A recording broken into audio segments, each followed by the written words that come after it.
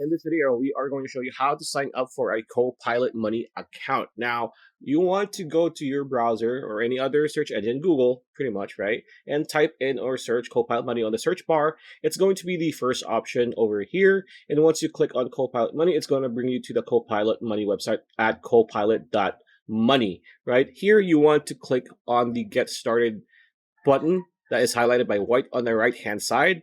Click on that. And there are two options here, right? You can do continue with email, or if you have an Apple account, just click on Apple, right? But for this, we're going to do continue with email. Here, you're going to enter your first name, your email, click agree, right? Right? So we're going to do that right now, right? There you go. Click let's. And it says here, check your email to log in. You'll receive a sign-in link to your inbox. So we're going to do it right now. And as you can see, we are now going to our Copilot Money account through the link that was provided via the email verification. And as you can see here, it's going to ask you for a lot of things. So add two-factor authentication. You can skip that. You can link accounts. So you can link your bank accounts, investments, loans, cryptocurrency, assets, so on and so forth. Skip for now, right? Skip for now. It's going to ask you a lot of things, right? And then just click continue, right?